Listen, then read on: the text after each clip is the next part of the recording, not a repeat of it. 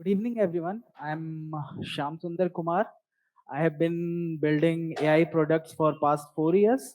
Starting on that note, these are the things that I will cover. Healthcare challenges, then we will dive a little bit into large language models. Then we will look into biomedical LLMs, application, and some related risks. So these are some key challenges in healthcare. First is rising cost. Healthcare cost every year it rises very much. Medical error is one of the main healthcare challenges. Uh, in one report in US, medical error was third leading cause of death. Data complexity and also workforce shortage. On another note, Google receives more than 1 billion health questions every day. So people are looking for answers. And at some point, we have tried to search something on Google related to some health condition, and we know our experience, like what happens. Now, jumping to pre large language models era, what was happening is like we had multiple machine learning models to solve these multiple tasks. So for example, for clinical dialogue, we have summarization model, and then it summarizes this clinical dialogue. Now we have this entity recognition model, text classification model, and question answering model. So the main thing is like we have multiple machine learning models to solve these multiple tasks. So each task we are targeting with a different machine learning model. Now, why there is so much hype for generative AI? Why there is so much hype for generative AI? The thing is like we can solve these multiple problems using a single large language model. Now, based on our problem at hand, we can modify these large language models in such a way so that we can solve the problem using just a single language model. Now, this is very interesting, like how we can solve these different kind of problems using a single model. Now, let's look into this. So data is the new oil. So all these applications, these large language models are driven by data. These are driven by billions of data points. So just for an example, let's look at ChatGPT. How many of you have used ChatGPT? That's nice. So ChatGPT has been trained on a huge corpus of data. It has been trained on the whole of Wikipedia, the whole of C4, the whole of book corpus, and the whole of PubMed abstracts as well. So it has mix of data. We can see that there is web pages, conversation data, books and news, scientific data, and also code. So now moving to next slide. What happens once we train these language model is like we can give it a question and we can receive a response like this, like uh, what is metformin, and then we get some response. Now one interesting thing is like once we modify this input in a certain way, we can also modify the output in a certain way. Now in upcoming slides we will see how we can do that. Now it's okay. So some benefits of foundational models, I mean large language model, is like we need less label data compared to when we build a single ML model for a task. The model deployment is simplified. We can also handle multiple data types. For example, we can handle image, we can handle protein types, we can handle uh, many different kind of data. So not just chat gpt, the large language model ecosystem is really large. Every big companies are releasing these models. Some of the notable models we can see like Anthropic, GPT-4, chat gpt, and all that. Now moving to biomedical large language models. Now these large language models are generic kind of models which to some extent for some simpler tasks may work very good, but if you want to solve a really complex task, you will have to fine tune this model on medical data. So here we can see a lot of medical data. We use these data to fine tune these large language models. Now every big companies has released these big large language models like BioGPT, MedPalm 2, and we will see that how we can use these big large language models. Now a lot of people are experimenting with these models. So for example, PubMed BERT has a millions of download per month. So a lot of people are trying to try these models for multiple use cases based on their needs. So I want you to focus on one thing, that we have this millions of electronic health records. Using that, we have trained a medical foundational model, and we have all these different tasks. But one very interesting thing is human AI collaboration. So, for example, uh, while using ChatGPT, it's very simple to use. The UI and UX is very simple. You type a question, you get an answer. So we need an interface that is very simple for doctors, nurses, and day-to-day user as well.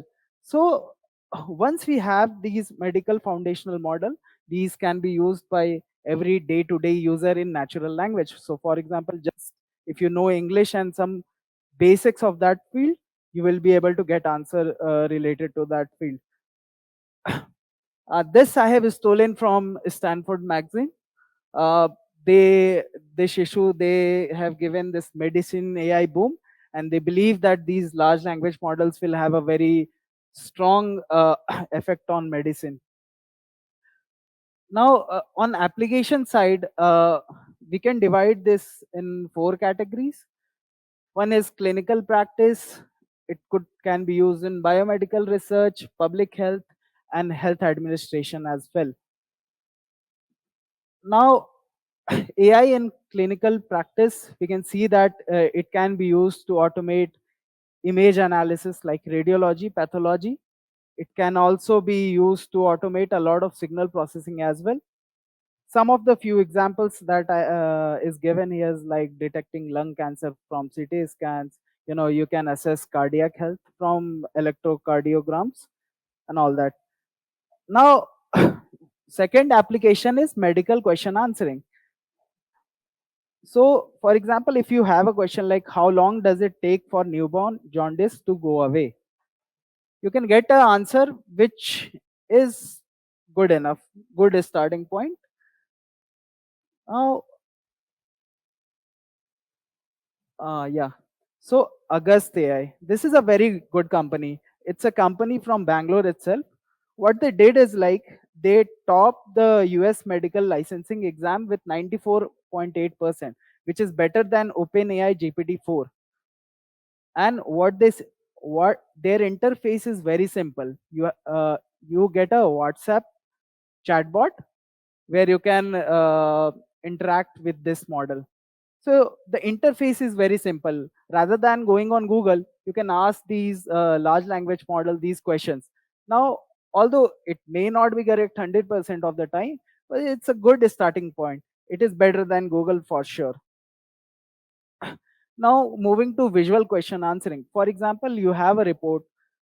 Now, based on that, now moving to initial slide, our question was simple, like what is metformin?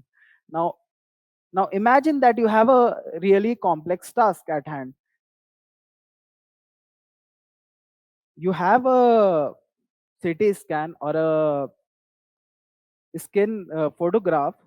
Now you want to categorize this skin or this CT scan. So here we can see that there is instructions given. So for example, rather than just asking the question, we are also giving instruction to this model that how you have to behave. So we are saying that you are a helpful radiology assistant, and we are also describing certain condition as well. One more thing we can notice is that we are also giving that what kind of patient it is. Now, based on that patient and based on that one example, it will behave in that way. So one of the very interesting thing about LLM is like you can you can steer it in certain direction based on certain examples. If you have like 5 to 10 examples, you can steer it in a certain direction based on your needs. Now, another application is drug discovery. A lot of people are trying to customize this chat GPT thing to discover drugs. Just 2 days back, AstraZeneca had a huge agreement to for AI-driven cancer drug candidates. So a lot of funding is happening in this space, and they are using large language models underneath. This is another application is genetic discovery. So it has used large language model medpalm 2 to identify the genes that causes diabetes or cataracts in this example. So one of the interesting things that we can see a pattern here is like you can take these large models and modify these based on your needs or whatever application you want to make. Another example is precision medicine, where based on a patient or an individual, you can modify uh, the treatment. On the health administration side, there is we can reduce clinical note documentation, transcription. There are chatbots. It can also help in medical education as well. So it's a really evolving field. So you can definitely summarize all these findings in a comparatively easier way. So one thing I want you to notice here is like it's not just for medical professional. Even if you are a day-to-day user, it is helpful for you. So on the medical professional side, it helps in clinical documentation. You can create discharge summary. You can generate clinical notes. And on the patient side, it will uh, help you to analyze lab reports. It will help you to analyze your wearable data, mental health chatbot, and all. So it is empowering both the medical professional as well as the patients. Generative AI healthcare landscape is huge. The funding is every day you will see news coming up like this company raised this much funding. So a lot of people are working in different subdomains of this problem, which is interesting. Now moving on to risk. So some of the key risks for this large language model are is hallucination. Hallucination is a big problem for large language models because what happens is like these large language models fabricate things that may look real but they are not real. So this is something that we asked to GPT-4, that we said that your tendency to hallucinate at times when writing a medical note is concerning. Do you think it is wise to use you for medical note taking? Where this large language model GPT-4 says that I do not think it is wise to use me for medical note taking without supervision. So one thing is very important. Although we are very much excited about the application, we must use these technologies under supervision. Another thing is patient harm due to AI errors, misuse of these medical AI tools, risk of bias in medical AI, lack of transparency. These models currently, when it comes up a text like this, are we able to explain like whether this text why it is coming like this, why it is not coming like that? Also, if some patient is harmed because of AI, who will be accountable? So there is a gap in AI accountability as well. So these are few real life examples. So there was a one chatbot for preventing eating disorder, and these chatbots sometimes behave in a different manner, not for what it is made for. Also, a very big and known company, United Health AI, it was found that a lot of elders were denied pension or care based on an AI. So we must these must be regulated, and this must be deployed under supervision. Definitely, one of the best thing about these is like with time this will get better, but uh, that will take some time.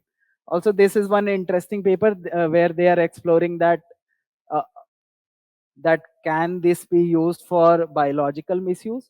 So for example, we are finding a gene to solve I mean like to cure a disease, but this can also find a gene that can cause a disease. So it's like a two-way sword. So yeah, so overall it's very exciting. It is a very powerful tool, but it must be used with a subject matter expert. It must be used under supervision. Also, there are ethical consideration as well. These models should not be biased, and there must be mitigation strategies for potential risk and limitations. Thank you.